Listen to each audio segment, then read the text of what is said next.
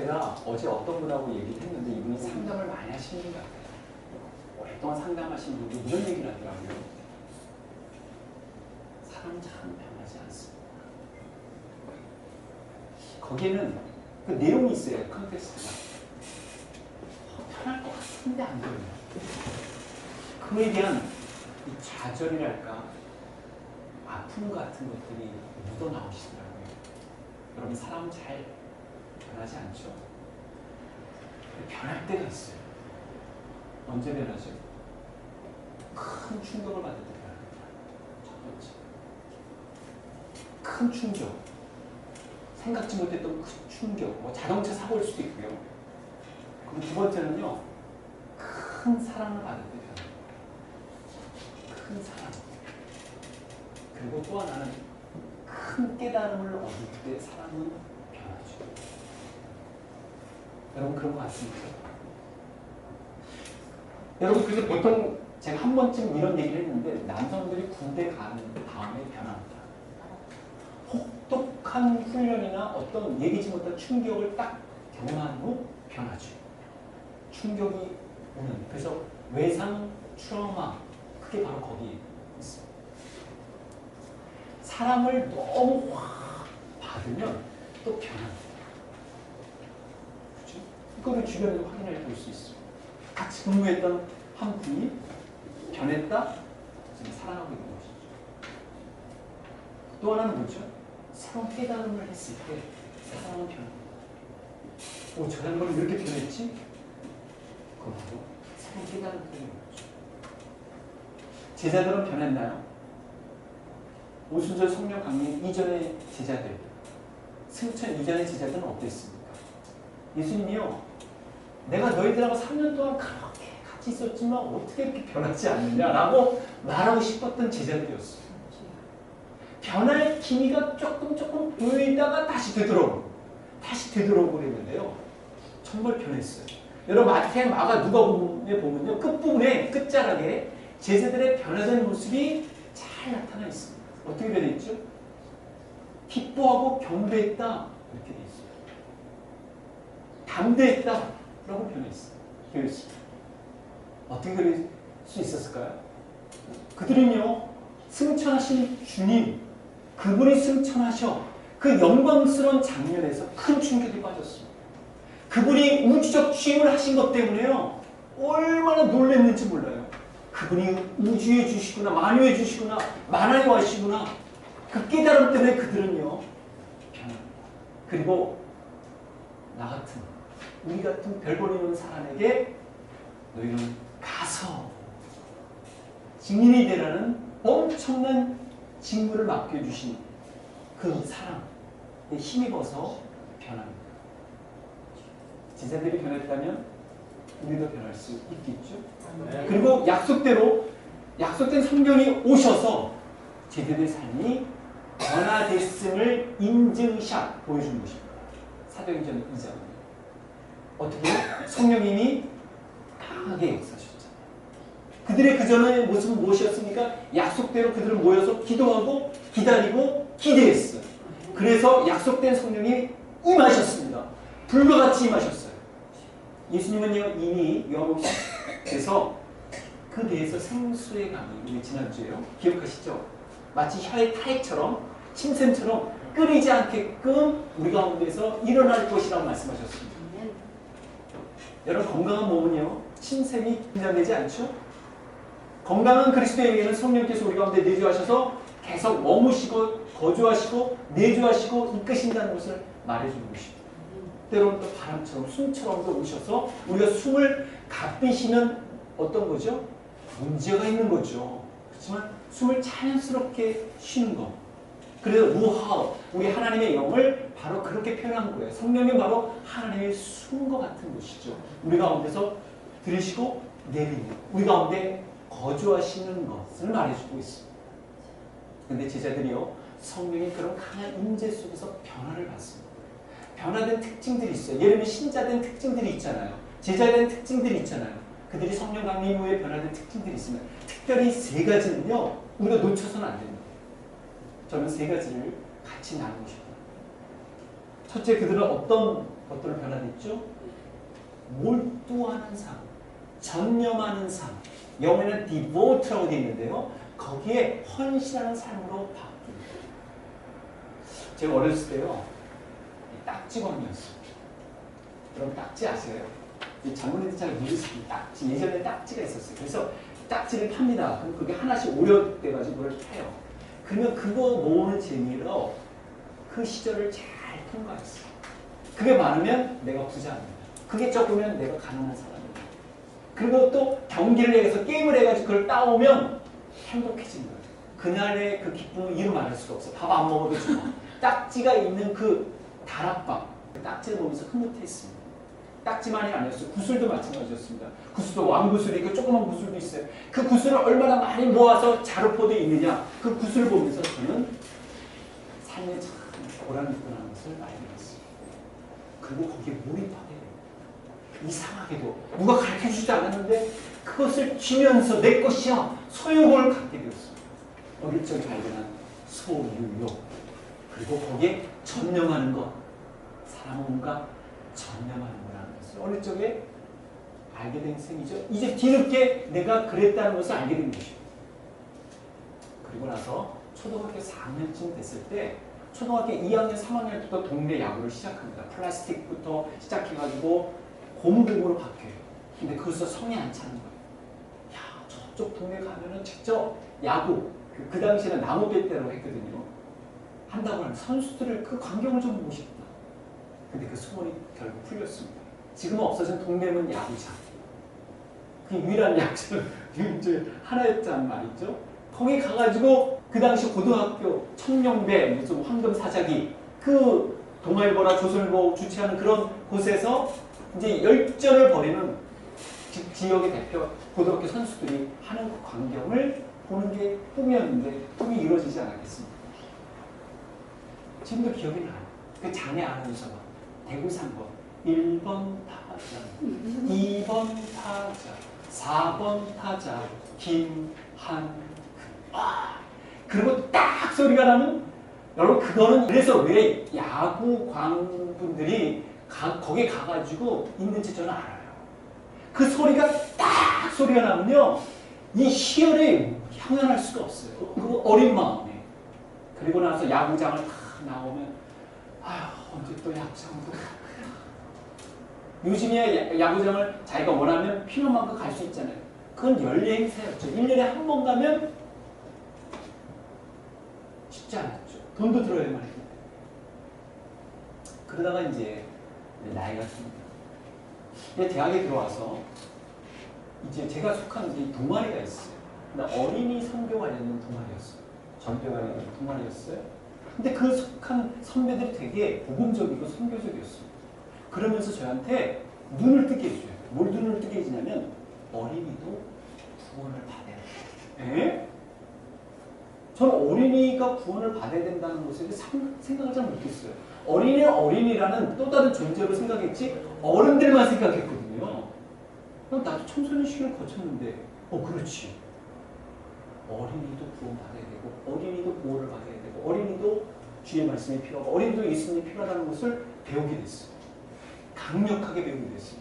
그때 그런 책자도 배우게 됐고 사용리로 만들어진 것도 배우게 됐고 그리고 어린이를 제자 훈련을 시켜야 된다는 것도 배우게 됐어요.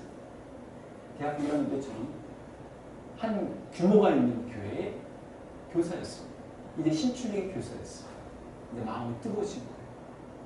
이거를 알려줘야 되는데 20년, 30년 동안 교회 교육에서 잔뼈가 굵으신 선생님도 있지만 내가 볼 때는 정말 간절한 마음으로 이분들이 정말 임하고 있는가 의심이 들었어요. 어느 날 교회 국 장로님, 권사님도 계시고 그런 곳에서 제가 일어서서 일장 연설을 합니다. 내가 왜 그랬을까? 지금 생각해도 제가 얼굴이 뜨거워지는데 한 3분 여러분들은 정말 어린이 구원에 대해서 관심 있으십니까? 어린이 구원받아야 되고 정말 이 사형리로 어린이들 다가설 훈련을 우리가 지금 하고 있습니까? 그러는 책자를 혹시 알고 계십니까? 그때 저희 누나는 다른 부서의 선생님이었어요. 끝나고 나서 저를 막 혼내주지는 않았어요. 왜 그랬는지 심정은 묻더라고요. 심정은 묻더라고요. 전 그때 잠잠할 수 없었어요. 그 당시에는 어린이가 예배가 있고요. 또 오후 예배가 있었어요. 오후 예배는 제가 담당했어요. 오후 예배는 선생님들이 못 오시기도 하고 그러니까 그냥 석 선생님이 맡아서 해주세요. 그래서 정말 오후 예배는요. 제가 담당했어요. 저는 좋았어요. 왜냐면 거기서 배운 것을 그대로 적용하는 거예요. 애들이 너무너무 좋아하는 거예요. 제가 처음 교육전사 맡을 때가 민영부였습니다. 1, 2, 3학년이었어요. 거기서 첫 번째 했던 내용은 어린이 제자훈련 토요일날. 그때 한 어린이들이 한 130명 정도 되는데 아이들 거기서 그 중에서 한 20여 명을 뽑았어요. 물론 어린이 성가대도 있었어요. 제자훈련을 딱 보고 제가 어린이 집사님이라고 얘기를 했어요. 정말. 그러면 애들이요. 정말 1시간, 2시간 동안 가만히 딱 있습니다. 무릎 꿇고. 저는 거기서 봤어요. 어린이들도 훈련을 받으면 헌신을 할 수 있다는 거예요. 제가 잘나서가 아니라 어린이도 훈련받아야 되는 것을 제가 그 선배를 통해서 배웠고 저도 그걸 간직했고 저 스스로가 도움을 받아 변화돼서 가르쳤기 때문에 거기에 몰두하게 됐어요. 그래서 여름, 겨울에는요 그 선교단 직원들이랑 낙도 거기 갔어요. 지금도 잊혀지지 않는 유재 출신의 어린이도 있어요. 횡단도, 백일도, 흑일도 이런데 그 당시에는 교회가 들어가지 않았던 곳이었어요. 거기서 만났던 영혼들, 그 어린이들 지금 생각이 납니다. 여름, 겨울 때 되면 그들에게 찾아가는 그 선교에 대한 그 열정이 아마 제가 청년부를 맡았을 때도 그게 계속 이어졌던 것 같습니다. 그래서 이제 청년들이 또 상남벽지로 가서 선교해야 돼요. 근데 되돌아보면 다른 것들에 대해서 제가 우왕좌왕한 것도 있고 방황한 것도 있는데 식어지지 않는 게 하나가 있었어요. 그것은 선교에 대한 열정. 어떻든 복음을 들어보지 못한 이들, 복음이 들어가지 못한 이들, 이게 들어가야 된다는 것들이 저를 몰두하게 하는 것 같습니다. 여러분이 살면서 뭔가 이렇게 몰두하게 한 것 무엇이 있었습니까? 제가 아까 야구 얘기하면서 잠깐 광고 시간에 물어봤잖아요. 제가 이틀 전에 길을 딱 건너고 하는데 어떤 여성분이 가면서 이렇게 보는 거예요. 저러다가 다치면 어떨까? 근데 이제 횡단보도 앞에 두고 있는 신호를 두고 있는데 계속 보는 거 보니까 야구 광경을 보였었어. 하나하고 삼성인가? 삼성 타자 뭐하는 거? 그래서 나는 또 뭐 삼성을 응원하는 줄 알고 옆에 딱 보니까 삼성을 하나거든요. 모자까지 쓰셨어요. 한 40대 중반의 여성. 멋있다. 그래서 제가 그랬어요. 계속 보시고요. 제가 신호가 바뀌면 알려드릴게요. 신호가 바뀔 때 알려드렸어요. 사람은 몰두하는 경향이 있어요. 나쁜 게 아니죠. 어디에 몰두하느냐. 그것이 주님은 우리가 몰두할 수 있는 능력이 있다는 것을 알려주시면서 우리로 하여금 증인의 삶을 살라고 말씀하십니다. 제가 우리 제자훈련에서 말씀드렸죠. 증인은 공인이죠. 여러분 공직입니다. 하나님 우리를 이 땅의 공인으로 부르시고 파견하신 거예요. 그래서 이 땅의 삶이 중요합니다. 헛수로 살 수가 없어요. 허투루게 살 수가 없습니다. 헛되게 살 수가 없습니다. 우리는 하나님의 공인이기 때문에 그렇습니다. 그들은 정말 그렇게 살았습니다. 몰두함에 전념을 살았습니다. 기도에, 교제에, 말씀에 전념을 살았죠. 그들의 모습을 볼 수가 있습니다. 두 번째는요, 그들은요, 뭐의 변화가 찾아왔냐면 뚜렷한 말에, 언어의 변화가 찾아왔어요. 우리는 사도행전에서 2장 1절부터 4절까지 성령이 강하게 역사했을 때 그들의 말에 어떤 변화가 있죠? 보통 갈리는 후음을 많이 쓴다고 하는데 물론 히브리도 후음이 있어요. 이런 게 있습니다. 나오는 게 있단 말이죠. 그거를 썼던 그 사람들이 다른 나라에서 쓰는 언어를 사용합니다. 한 번도 가보지 못했던 그 나라 사람과 대화를 가지지 못했던 사람들일 수 있는데 씁니다. 여러분 디아스포라 유대인은 알 거예요. 이 디아스포라 유대인은 뭐죠? 흩어진 유대인들이에요. 본의 아니게 혹은 원해서 다른 지역에서 살다가 절기에 맞춰서 우리를 치는 명절 때 온 것입니다. 오순절은 바로 명절이거든요. 우리로 치면 그리고 추수, 수확한 걸 자꾸 바치는 절기잖아요. 근데 그때 누구랑 같이 사람들이 오냐면 친구 따라오는 거예요. 그것처럼 친구 따라 우리 절기 한번 보러 갈래? 그래 한번 보러 가자. 디아스포라 유대인을 따라 외국 사람들이 같이 온 거예요. 혹은 거기서 거듭난 이들이 새롭게 유대인으로 개종하기 위해서 온 이들도 있었을 거라고 봅니다. 학자들은요. 그런 사람들 모여있는 가운데서 일어난 성령 강림이에요. 그리고 각 지역의 사람들의 말을 쓰니까 이 사람은 놀랄 수밖에 없는 거죠. 아니 저 사람도 유대인인데 한 번도 우리나라 언어를 쓴 구글 번역기를 통해서 알 수도 없었을 텐데 어떻게 내 본토 말을 하느냐에 대해서 깜짝 놀란 거예요. 여기는 뜻이 있는 것이죠. 이미 주님은 각 나라 말로 하나님의 말씀이 번역되고 증거될 것을 말해주신 것이죠.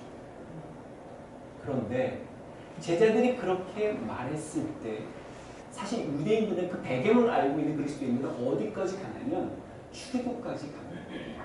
왜냐하면 주님께서 신의 산에 임재하셔서 그의 백성들을 깨끗게 하신다는 것이 나타나 있거든요. 하나님은요 그의 백성들을 사용하실 때 그냥 사용하지 않으세요. 여러분 그릇을 누군가에게 이렇게 받을 때 그릇 더럽게 오물 있는 거를 그냥 하나요? 그렇지 않죠. 깨끗이 다 닦아가지고 반질반질한 다음에 거기에 딱 얹혀서 대접하듯이 주님은 깨끗하게 한 다음에 쓰시는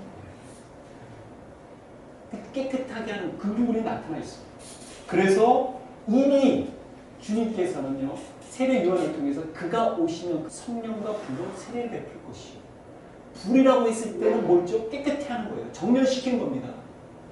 그 역할을 이미 이스라엘 백성들은요, 이스라엘 백성 조상들은 그것을 경험했습니다. 시내산의 영주가 자욱하는 여호와께서 불 가운데서 거기 강림하십니다. 그러니까 출애굽기 19장 18절에 나온 내용이 바로 사도행전에 나오는 내용과 맞는 것이죠. 내기가 있는 거예요. 그뿐만 아니라 주께서는 심판하신 영과 그 다음에 소멸하신 영으로 오신다고 말씀하셨어요. 이게 이사야서에 나옵니다. 이를 주께서 심판하신 영과 소멸하신 영으로 시온의 딸들의 더러움을 씻기시니, 시온의 딸들은 누굴 가리키는 거예요? 하나님의 백성들을 뜻하는 건 아닙니까? 방하는 여인들을 뜻하는 거 아닙니까? 방하는 백성들을 뜻하는 건 아닙니까? 그리고 예수님의 피를 그 중에서 청결하게 하실 때가 되리라. 그럼 그 때가 온 거예요. 그래서 불로, 왜 굳이 바람이 아닌 비둘기가 아닌 불로 임하셨을까? 거기에는 하나님의 특별한 장치가 있는 거예요. 그래서 깨끗게 하시는, 그래서 그들은 정말 깨끗게 하셨다라는 것을 증표로서 그들의 말이 바뀝니다. 혀가 바뀐 거예요. 혀가 꼬꾸라지는 것이죠. 방언이 터집니다. 그 하나님께서 다목적으로 하신 거예요. 내가 그들을 깨끗게 한다, 그들을 순전케 한다 뿐만 아니라 그들을 깨끗해진 그들의 말로, 그들의 언어로 복음이 실어질 것이다. 이것을 보여준 것이죠. 그래서 정말 그들은 달라집니다. 증인이 됩니다. 다른 나라로 갑니다. 다른 나라의 사람들을 만납니다. 그리고 복음을 증거합니다. 여러분 보십시오. 우리나라의 경우에 있어서도 우리가 지금 교회 생활을 할 수 있는 것은 다른 나라 지역에서 온 선교사님들이 우리나라에서 준비된 사람들과 만납니다. 새로운 언어를 배우고 싶은 사람과 만났기 때문에 그 나라에 가서 복음을 증거해야 한 그 선교사님의 이해가 맞아 떨어진 거예요. 그렇지 않았으면 예를 들면 이수정 씨가 번역을 어떻게 했겠습니까? 그래서 그 영화 배우는 이수정 씨 말고요. 그래 번역해가지고 최초의 한글 성경이 낙권이 형성된 거예요. 그걸 통해서 그 선교사님을 통해서 복음을 알게 되고 그리고 영접하게 되고 그러고 나서 같이 동역하게 되는 것이죠. 그런 의미에서 신자들은요 새로운 언어를 배우기를 중지하지 말아야 합니다. 우리 언어만이 아니라 새로운 언어를 얘기해야 돼요. 이미 주님께서 우리에게 새로운 언어를 주셨어요. 사랑의 언어를 주셨습니다. 천성의 언어를 주셨어요. 그죠? 또 하나는 우리에게 방언을 주셨습니다. 또 하나는 우리에게 새로운 나라에 가서 새로운 나라 지역에서 온 사람들과 같이 대화를 나눌 수 있는 언어를 배우셨어요. 예전에 박영선 목사님이요. 이 주석가이시기도 하잖아요. 이분이 한 90세쯤 될 때 중국어를 배우려고 하셨다는 말을 들으시고 박영선 목사님이라는 분이 우리 제자들인 우리 정말 우리 도전하게 된다는 식으로 얘기하시더라고요. 그 연세 그 연배분이 중국어를 배우려고 하는데 우리들이 지금 그것을 먼저 배워서 해야 되지 않겠냐고 말하시더라고요. 90세 전에는 다음을 배워야 돼요. 새로운 걸 배워야 돼요. 그런 의미에서 저는 이번 여름에 우리가 지난번에 시작했던 우르두어 강좌를 우리 교회에서 한번 다시 시작해보고 싶어요. 여러분 우르두어는 굉장히 놀라운 언어입니다. 아랍어죠. 아랍어 플러스 알파벳이 4개가 더 있어요. 우르도를 배우면요, 이란 사람들과 대화를 나눌 수 있어요. 페르시안이라고 하죠. 페르시아어를 쓰는 인도 사람하고 대화를 나눌 수 있습니다. 중동 사람들과 대화를 나눌 수가 있어요. 이거 엄청난 겁니다. 파키스탄 사람들이 주로 쓰는 언어인데요. 여러분, 우르도를 배워서 우리가 이 땅에 온, 이 한국 땅에 온 사람들과 우리가 우르도를 유창하게 하지 않다 할지라도 우르도를 배웠다는 그 점만으로도 얼마든지 소통이 될 수 있는 것이죠. 제자들은요, 또 하나의 언어가 있습니다. 그것은 바로 그들이 새로워진 언어, 기도와 찬양이었습니다. 여러분, 그들의 기도와 찬양이 어떤 모습으로 바뀌었는지 아십니까? 마음을 같이하여 오로지 기도에 힘쓰도록. 그들이 짜투리 시간에 기도하는 게 아니었어요. 이미 중요한 시간을 할애해 놓고 기도했습니다. 여러분, 성령 충만한 사람이 기도하지 않으면요, 그거는 허위입니다. 검증을 스크립. 성령 충만하고 경건한 사람이 기도하지 않는다? 그건 넌센스입니다. 어떻게 숨을 쉬지 않고 우리가 건강함을 어떻게 유지합니까? 마찬가지로 기도하지 않는 사람이 성령 충만하다 보기는 어렵습니다. 성령 충만한 사람은 기도하기로 했습니다. 제자들이 그랬습니다. 성령 충만한 후에 모습이 그랬습니다. 여러분, 우리들의 신앙생활 한번 경건생활을 되돌아보시기 바랍니다. 나는 기도합니다. 지금 오후 3시에요. 베드로와 요한은요, 정해진 시간에 정해진 곳에 가서 정해진 기도를 했던 사람들이었어요. 중요한 것, 기도를 놓치지 않는 것, 기도에 전념하는 것, 그래서 성령 충만한 사람들이 받았던 특징인 것이죠. 또한 그들은요, 교제에도 전념했습니다. 우리가 읽었던 부분입니다. 나누는데도 전념했어요. 그래서 그 가운데 결핍함이 없었던 이유가 바로 거기 있습니다. 또 하나님을 찬양했다고 되어 있습니다. 이 사도행전 2장 47절. 그들이 그에게 경배하고 큰 기쁨으로 예루살렘에 돌아가 늘 성전에서 하나님을 찬송하니라. 그러니까 찬송이라는 것은요, 새로운 언어죠. 국조부터 기도 아닙니까? 기도와 찬송은, 찬양은 바로 하나님의 백성들이 하나님을 찬양하고 하나님을 기뻐하고 하나님을 존중하는 매우 자연스러운 언어 표현인 것이죠. 바로 그들은 바로 이런 기도와 찬양으로 변화된 모습을 드러냈습니다. 분명 성령께서 내 안에 거주하시면 이런 변화는 찾아들게 될 것입니다. 세 번째로 제자들이 경험했던, 제자들이 누렸던 변화 세 번째는요, 그들에게 있는 담대함이었고 그들에게 주어진 뒤따르는 기쁨이었습니다. 여러분, 베드로 한번 보십시오. 아니, 여러 주변 앞에서도 자기 커밍아웃 하기를 주저할 뿐만 아니라 거부했던 베드로가 무려 수천 명, 3천 명 앞에서 복음을 증거합니다. 그리고 그 구약에 있는 것들을 다 마치 해석가처럼요, 정통한 것처럼 그걸 던져요. 많이 배웠어서 그랬나요? 성령이 임하시면요, 그 구슬이 꿰어집니다. 이게 맞아져요. 이것저것 읽었고 들었던 내용들이 딱 맞아서 그때 그 필요한 때 필요한 메시지를 증거하게 되어 있습니다. 성령이 임하시면 우리가 하는 얘기가 아니죠. 성령께서 우리의 입술을 통해서, 우리들의 그저 경험을 통해서, 우리들의 배운 바를 통해서 이뤄나가시는 것입니다. 그것을 경험했습니다. 베드로는 그것을 경험한 것입니다. 그래서 베드로의 그 유명한 연설이 시작된 것이죠. 놀라운 겁니다. 그리고 무엇보다도 그들은 담대했어요. 기죽지 않았습니다. 내가 소중한 분, 내가 소중한 거 있으면 기죽지 않잖아요. 기죽지 않았습니다. 담대하게 복음을 증거했습니다. 사도들을 이어가서 제자들이 그랬죠. 여러분, 제자들 중에 한 사람 이름을 한번 대보십시오. 빌립과 스데반이 대표적이죠. 여러분, 빌립도 사마리아 성까지 가가지고 담대하게 복음을 증거했습니다. 스데반은 어땠습니까? 여러분, 스데반 집사님이셨어요. 순교했습니다. 여러분, 한번 생각해 보십시오. 돌이 날아오는 거예요. 여러분, 경험해 보셨어요? 돌이 쫙 나오는 거예요. 저는 젊었을 때 경험을 받았어요. 돌이 막 나오고, 그리고 제가 군대 있을 때도 그걸 경험을 받았어요. 돌이 팍 떠. 근데 그것이 돌이 와가지고 머리를 치는 광경을 받지 않겠습니까? 그럼 두려움에 빠집니다. 돌은요, 쿵쿵쿵쿵 온단 말이죠. 그럴 때 정말 내 신앙이 절개를 지킬 수 있을 것입니다. 스데반은 그랬습니다. 무엇이 그로 하여금 하늘을 우러러 천상을 바라볼 수 있고 천상이 열리는 것을 경험했을 거예요.